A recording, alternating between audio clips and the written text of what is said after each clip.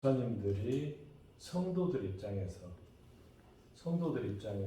이렇게 생각을 하고 목회했으면 좋겠다. 이제 그것이 좀 공감이 되거든요. 왜냐하면 이제 목사님들이 우리나라 목사님들은 다 되게 이제 신학대학만 나오셔가지고 세상 일을 많이 경험을 못해 이제 봐서 그러겠지만은 제가 이제 성도로서 이렇게 설교를 들으면서 느끼는 것은 목사님들이 의외로 세상 일을 너무 몰라요. 그 예를 들면 이제 무슨 말이 나와가지고 다 웃었단 얘기예요. 성도들이 다 웃고 박수 좀 웃는데 목사님만 안 웃어요. 그래가지고 왜 웃냐고 물어보는 거예요. 그 말해요. 그 소통이나 공감 능력이 너무 떨어진다는 거예요. 청년들도 알고 할머니들도 다 알고 다 하는데 목사님만 모르는 거예요. 그래서 아까 이제 하신 말씀 중에 저는 이제 인문학도라서 그런 걸 인문학적 소양을 정말 많이 가져야 돼요. 목회도 어떻게 보면 종합 예술 아니겠습니까? 그러면 성도라고 한 인간을 이해하기 위해서는 하나의 사람이 인간이 종교적 어떤 그 특징만 가지고 있는 건 아니잖아요. 모든 면을 가지고 있어요. 한 인간이. 그러면은 그 인간을 이해하려면은 종합적인 분석이 필요하고 그러려면 이제 목사님들도 다양한 공부를 혹은 경험을 해야 되지 않는가 이런 제가 의견을 말씀드립니다. 네.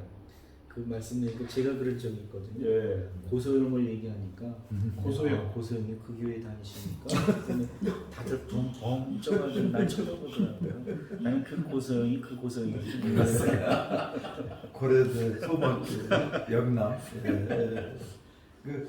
그 가장 전형적으로 목사님들의 설교 준비가 책상에 성경책하고 신문이 있어야 돼. 신문을 안 보시는 거예요. 결정적으로 돌아가는 세상은 신문을 봐야 되는데. 예. 그리고 문제는 뭐냐면 세상 이제 성도들이 만나서 예를 들어 목사님들하고 식사하면서 차 마시는 세상 이야기를 하잖아요. 그러면 그것을 불필요한 것으로 혹은 불경한 것으로까지 간주를 하셔.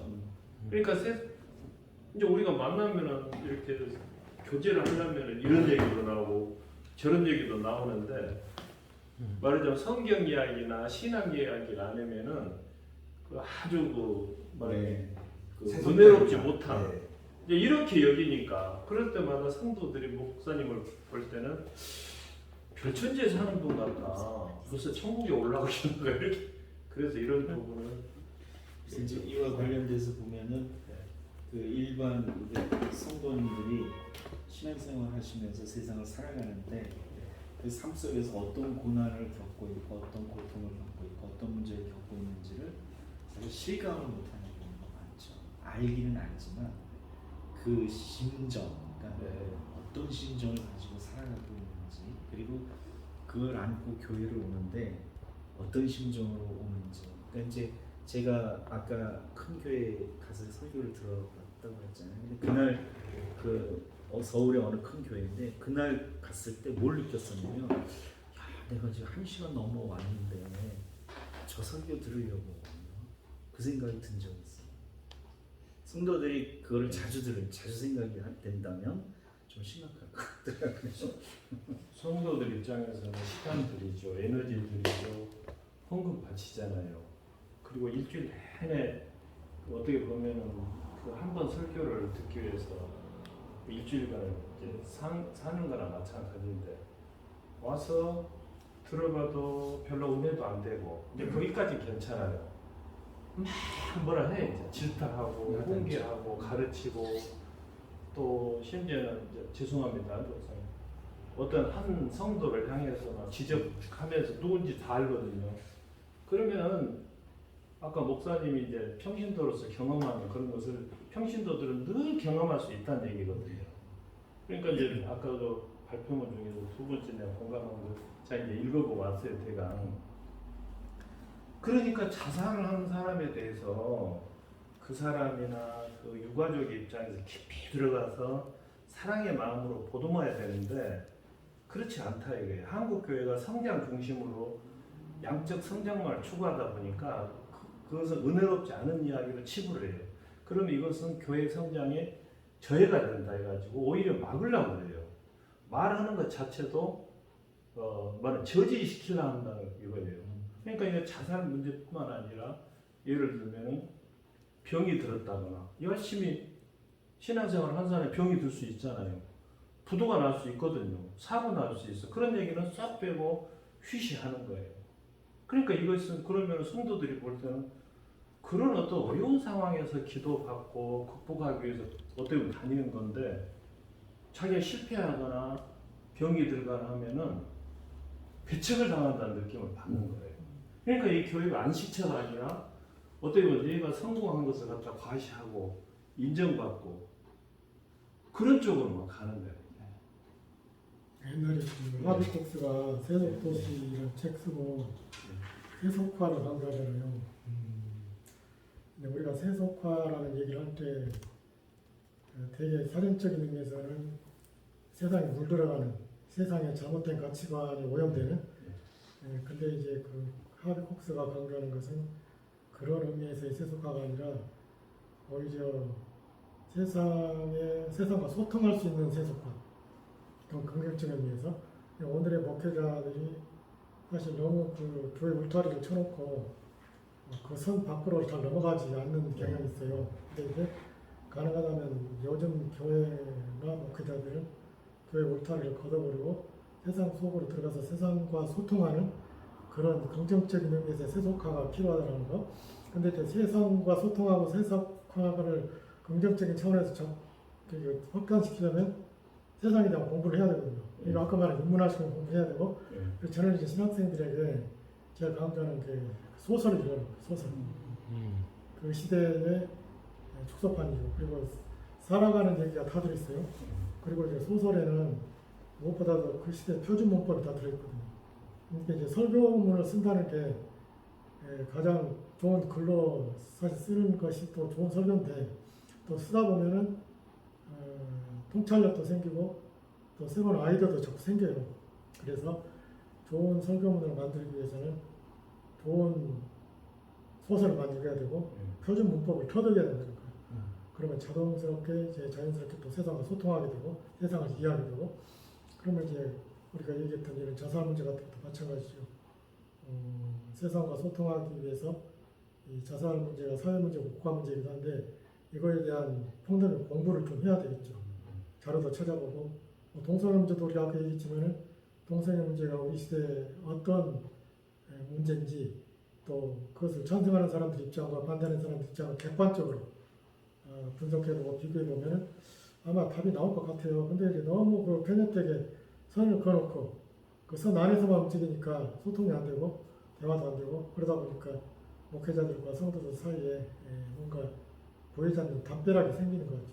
그래서 아까 말씀드린 인문학적인 공부 그것은 세상과 소통하고 또 목회자와 교회가 세속화되는 가장 귀한 방법이 아닌가 저는 그렇게 생각을 합니다. 평소에.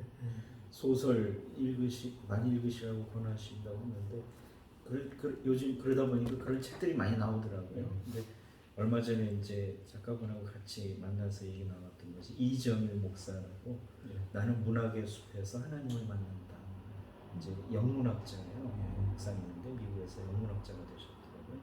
근데 그분이 이제 북토크 하는 거 같이 참여한 적이 있습니다. 근데 그 책도 선물 받았는데 소설책을 굉장히 많이 읽으셨어요. 그리고 그걸 이제 거기에 관련된 에세이로 묶은 책이에요. 근데 그분은 하여튼 그 소설 속에서 하나님을 만난다 이렇게 이제 얘기를 하더라고요. 그러니까 이제 그 여기 서재에도 보면 자살 여행이라는 책이 있습니다. 여기 서재. 제가 여기 와서 읽었었거든요. 그러니까 이제 어떤 사람들이 죽고 싶다는 사람들을 모집을 해서 이제 여행을 떠나면서 우여곡절을 겪는데 결국은 자살 안 하는 걸로 끝나요. 근데 이제 그러면서 이제 그 자살을 소재로 해서 쓴 소설이더라고요. 제가 이제 그날 그냥 짧게 급히 읽어가지고 다 파악을 한 건 모르겠지만 그런 걸 보면은 이제 뭐 글이라든지 타인의 간접 경험을 하면 그래도 조금 폭이 넓어질 수 있겠는데 사실 죽음의 문제하고 이런 문제는 누구도 접하고 싶지 않은 경험이잖아요. 근데 저는 개인적으로 이제 정신 분석을 받고 그럴 때 초기 기억 회상이라는 것이 있는데 저의 초기 기억은 뭐냐면 큰아버지의 죽음이에요. 그게 제일 처음 기억이고 그 장례 과정. 그래서 제가 대학교 다닐 때 제라는 제목으로 그와 관련된 단편 소설을 쓴 적도 있어요.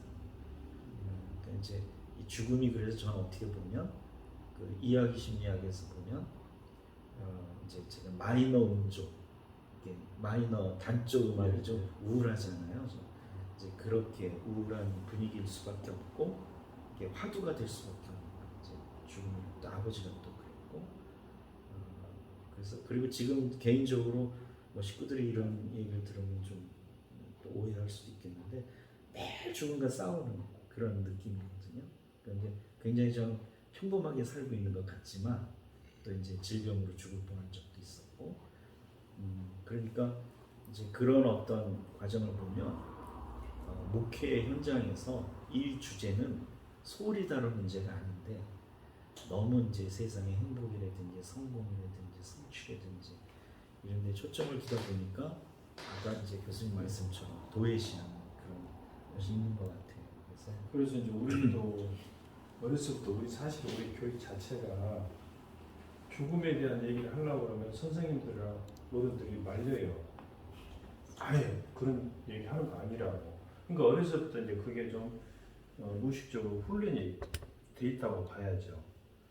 근데 이제 그 사실은 엊그제가 뭐 이렇게 석가 탄일이었지만은 석가모니가 이렇게 출가를 한 것도 그 뭐 작은 성규의 아들 왕자 비슷한 신분이었지만 모든 가족을 버리고 출가를 한 것도 결국 죽음의 문제였거든요. 왜 인간이 생로병사의 과정을 거쳐서 죽어야만 되는가? 이렇게 아름다운 그 비도 있고 사랑하는 아버지 정반하고 있는데 왜 인간이 죽어야 하는가? 그걸 사실은 알고 싶어서 출가를 한 거예요. 예수님도 따지고 보면은 아니 죽음의 권세를 이기신 분이 예수님이라고 그러잖아요. 그럼 예수님 생애나 이 사상에서 가장 중요한 것이 죽음이 거기 중심이 돼 있다는 거거든요. 그런데 목회자분들이 죽음에 대한 얘기를 거의 안 해요. 그러니까 이제 하이데거도 얘기한 것처럼 이제 이상하다는 거죠. 인간이 다른 진리는 다 변해도 죽는다는 거 진리는 절대 변할 수 없는 불변의 철칙인데 그걸 계속 부정을 하고 또 인간은 어떤 미신에 사로잡혀 있냐면은 다른 사람은 다 죽어. 그래 그건 내가 알아. 그러나 나는 죽지 않을 거야. 이런 묘한 망상에 사로잡혀. 여기 계신 분들도 그럴 거예요. 나는 어쩌면은 안 죽을 것 같은 느낌을 다 갖는 거예요. 죽음은 다른 사람의 문제다.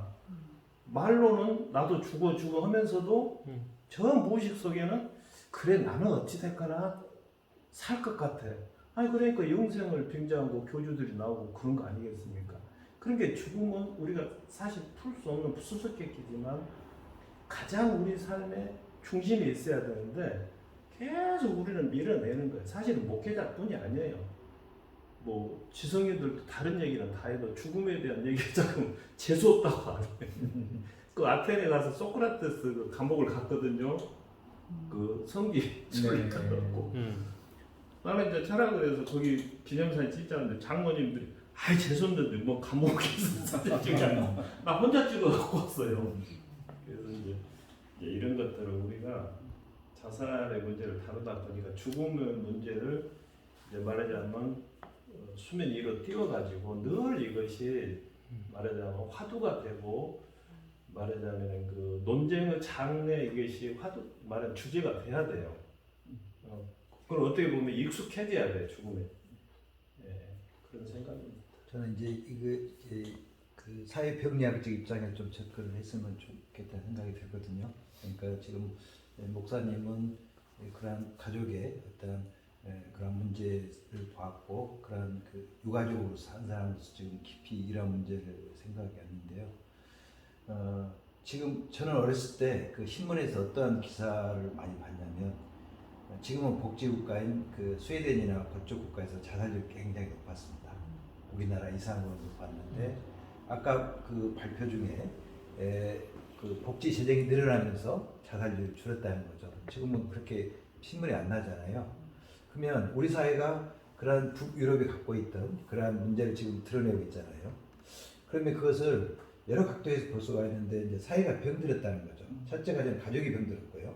가족에서 아까 그런 안식과 어떤 치유가 돼야 되는데 1차적으로 그것이 안 되는 것이죠. 누구한테도 본인의 이야기를 할 수 없는 상태라는 거 아닙니까? 그러니까 결국은 사이트에서 자살 죽을 사람 만나서 죽기도 하고 하는데 그렇다면 결국은 이 문제가 실제 저는 최근에 이제 우리 정교문화연구소에서 강주 최초로 기독교 인권을 다뤘어요.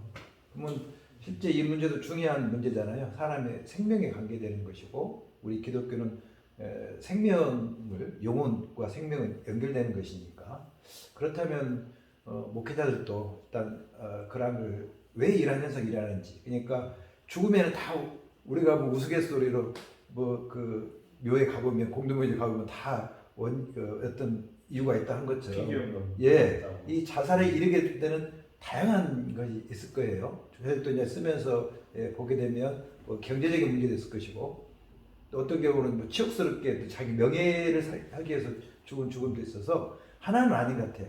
그러나 우리가 아까 사회병리학적 입장에서 본다면 이게 어떤 문제인지 가족이 해체되면서 생기는 그러한 문제인지 그러면 교회가 가정을 살려야 하잖아요. 그렇죠? 예, 결국 그 문제일 것 같고 또 다른 문제인 경우도 있을 것 같은 문제예요. 그래서 이에 대해서는 좀 더 실제 지금 현재 뭐 우리 실천신학대학원의 조성정 교수님 이쪽으로 해서 지금 라이프 코프로 하고 있습니다만은 생각보다는 반향을 많이 일으키지 못하고 있지 않은가 교회에서도 실제 이러한 문제를 좀 다뤄주면 성도들에게도 좀 관심이 가게 되는데 현재는 굉장히 그 반향이 적은 오히려 세상의 어떤 행정청에서는 상당히 많이 그러한 관심을 가지고 있는데 오히려 우리 교회에는 좀 더 관심이 적은 것 같은 그러면 한 번 정도는 우리 쪽도 한번 이렇게 목회 세미나로 한번 왜 이러한 현상이 일어나는지 다각적으로 또 전문가를 모셔놓고 이게 그동안 우리가 지금 뭘 들어보니까 성도들을 상대로 생각했는데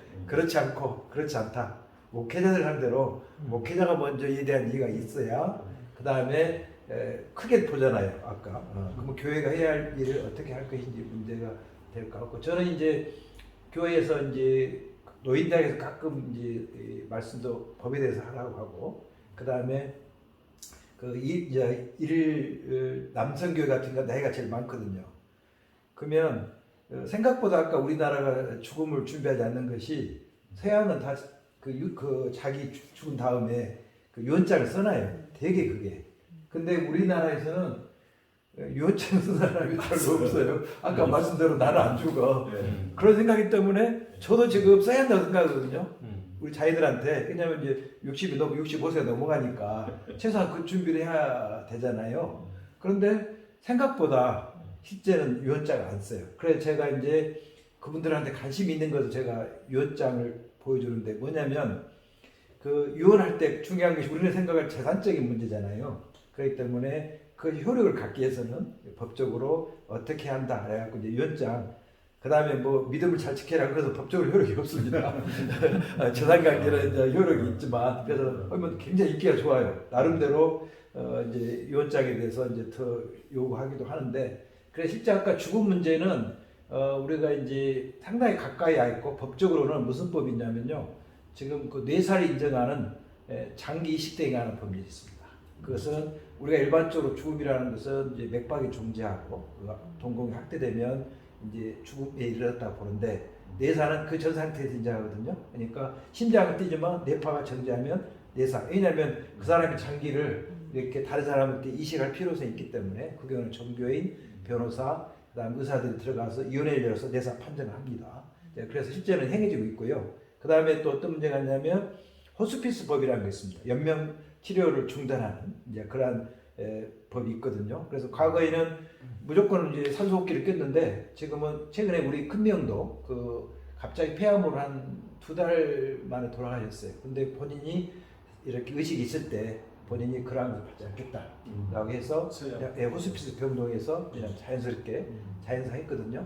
그러니까 어떻게 보면 지금 우리가 뭐 고독사는 굉장히 많은 문제를 갖고 있는데 지금 1인 독거노인들이 많잖아요. 여튼 이것이 저도 그 교회들이 해야 할 문제로 하나로서 독거노인들을 살피는 것, 이제 그것도 하나 있어서 이게 이제 우리가 자살 문제뿐이 아니고 아까 그 죽음에 관해서는 실제 상당히 우리 주위에 가까이 왔기 때문에 교회가 그러한 대책을 세우고 지금까지 저는 교회들이 하는 일은 돌아가시면 장례일을 해요.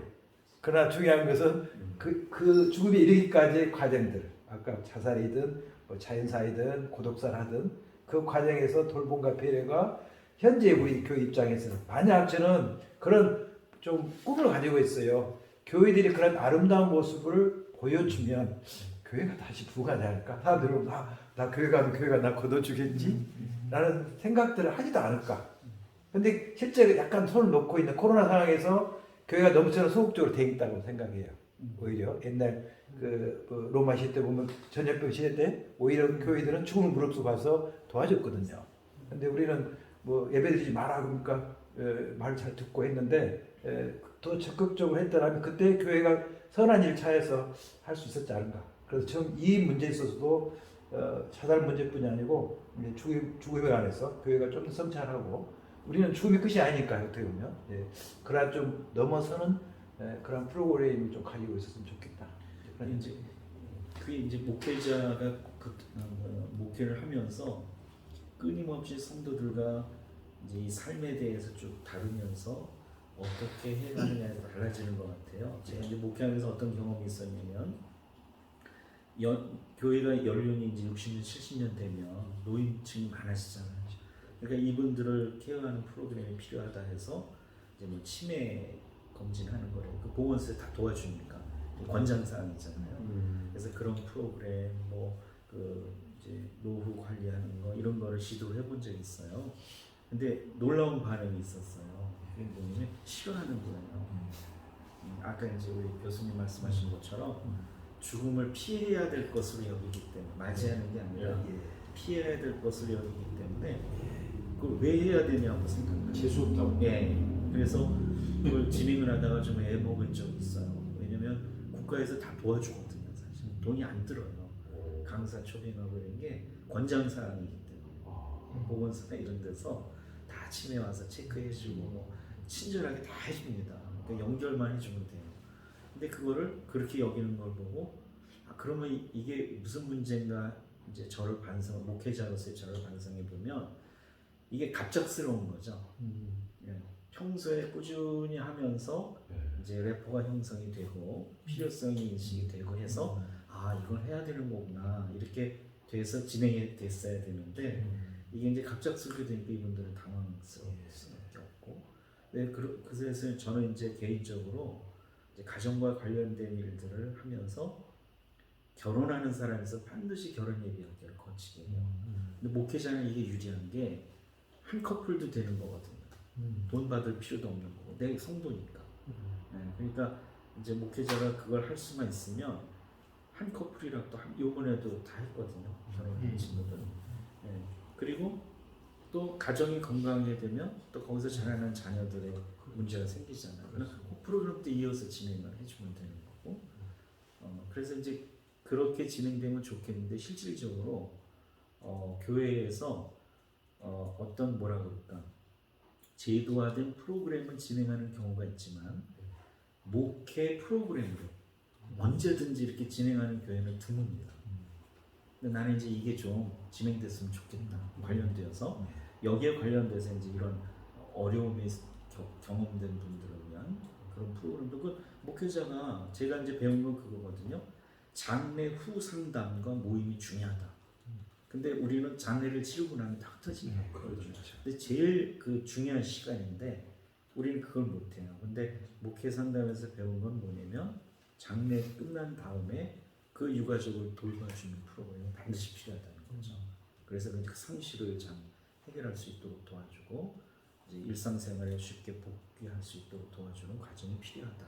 그래서 이제 이 상장례 상담이라고 그러는데 이제 이런 것들 프로그램도 필요하고 근데 이게 이제 관련이 되잖아요.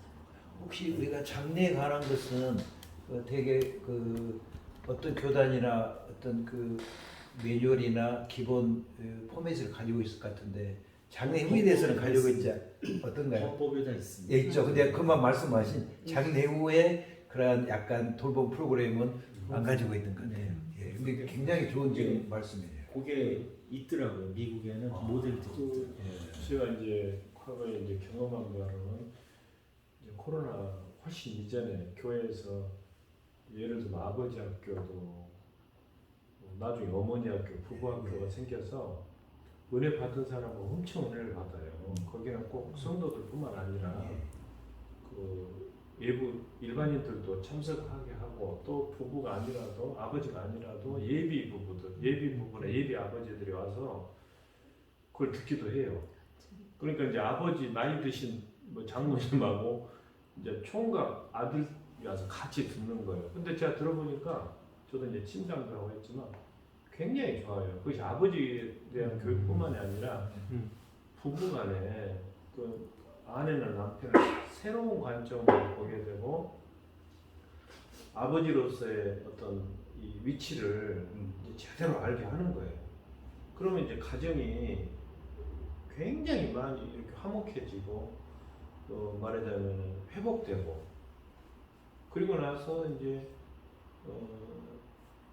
저 교회에서 1박 2일이나 2박 3일로 수양 프로그램이 있었어요.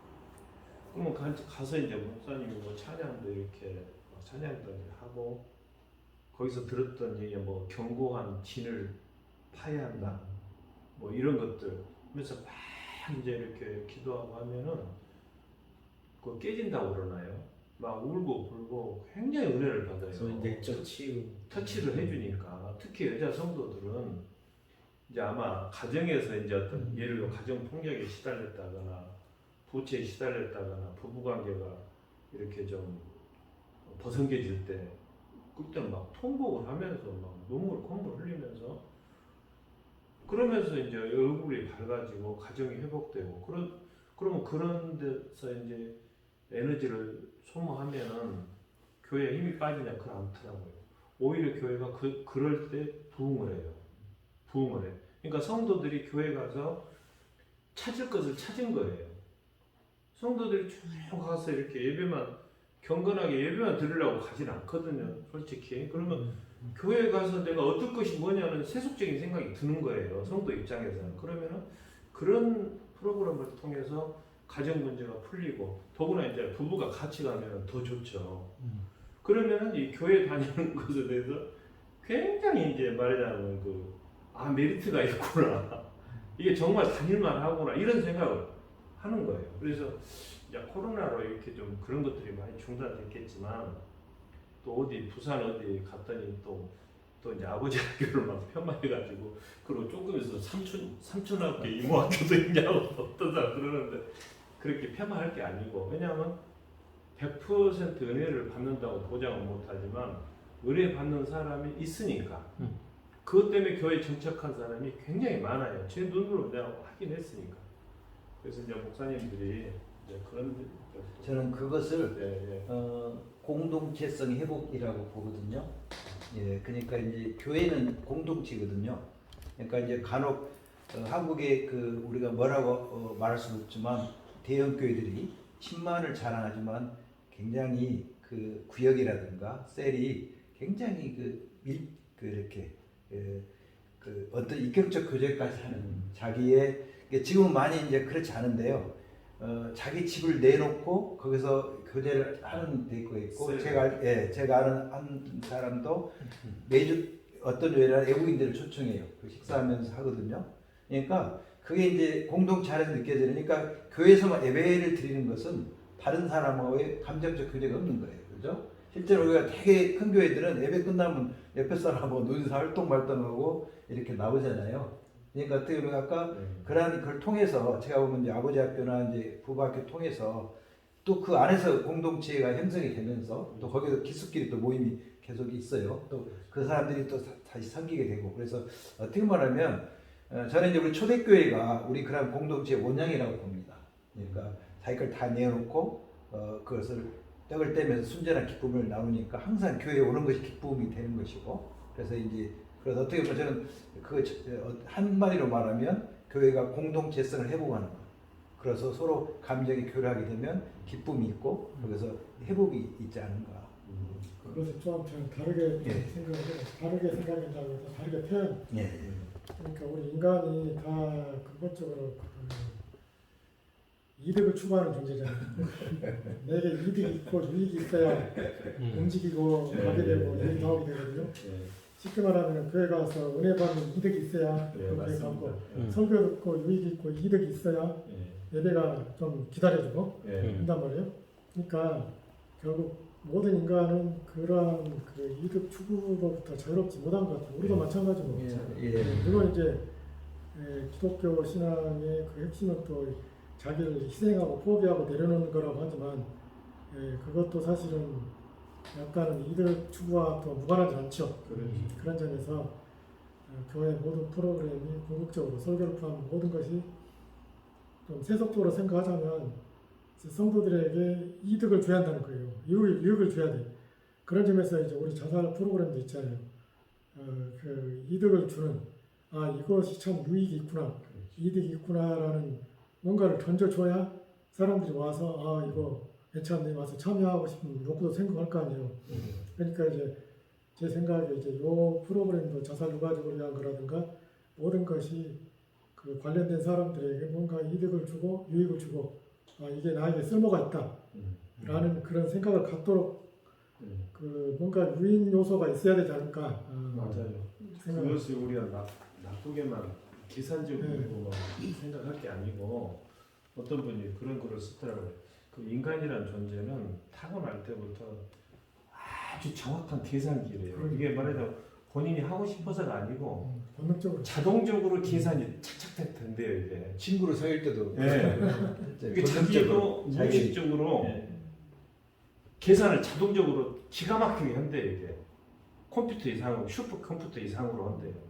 그러니까 이제 그 메리트라고도 하고 어드밴티지라고도 하는데 예를 들면 우리가 어떤 한 사람을 만날 때도 내가 왜 만나지 자기도 모르게 하는 거예요. 그러면 만나봐야 손해다, 별 이익이 없다면 안 가는 거예요.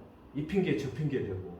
아까 우리 강 교수님 말씀하셨지만 사실은 헌신한다, 봉사한다, 희생한다 하는 것도 거기에는 금전적인 보상은 없겠지만 명예가 있잖아요. 명예가 있고 자기 성취감이 있어요. 체면이 있고. 그러니까 그것도 어떻게 보면 반대 급부거든요.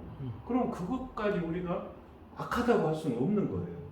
그러니까 우리가 교회를 나올 때 목사님들이 간혹 이제 그런 설교를 많이 듣기, 교회가 무슨 이익 보려고 나오냐, 교회 와서 장사하려고 하지 마라. 이제 그건 뭐 이해가 가지만 그럼 뭐하러 교회를 나와요? 영적인 이득이라도 있으니까 나오는 거예요. 정신적인 영적. 그러면 그것도 이득을 얻으면 좋겠지만 예를 들어 우리가 이걸 통해서 내 마음을 가라앉히고 세상을 끝장내라는 마음을 목사님 설교를 듣고 혹은 어떤 프로그램을 통해서 내가 극복해냈다 하면은 그 평생 간직할 수 있는 메리트잖아요. 그러니까 그런 것을 놓치고 우리 한국 교회가 아까 말씀드린 양적으로 팽창 막 전도만 해온 사람 막 대우해주고 또 이런 얘기는 좀 그렇습니다. 헌금 많이 한 사람 막 노골적으로 그런 분들 있어요. 막 11조 잘하고 헌금 목사님들이 막 이리 앉아 저리 조금 병들고 좀 가난하고 그 농촌 교회 가보면 그래서 농촌교회가 어렵다는 거 아니겠습니까? 뭐 수입도 별로 없는 조금 이제 목사님들은 안 그렇더라도 그분들은 자격지심으로 내가 이렇게 좀 형편이 안 좋다고 해서 교회에서마저 내가 차별받는 거 아닌가 항상 생각을 해요. 보통 사람들은 의식을 못하지만 어떤 예를 들면 이런 뭐 경제 형편이 안 좋다거나 좀 건강이 안 좋다거나 하는 분들은 교회 올 때 벌써 주춤거린다 이거예요. 주춤거려. 내가 이렇게 비교 당하지 않을까, 조금 하대받지 않을까. 그래서 사실은 우리가 예수님을 닮으려면 그 목사님들 앞에서 죄송합니다만 아픈 사람, 병든 자, 가난한 자, 신분이 낮은 자, 요즘에 신분도 없으면 그런 사람들한테 더 다가가야 되는데 과연 한국 교회가 그렇게 하고 있는가? 지금 이제 예, 유익도 얘기하고 계산도 얘기하시고 다 얘기하셨는데 결국은 그게 돌봄을 받는 거죠.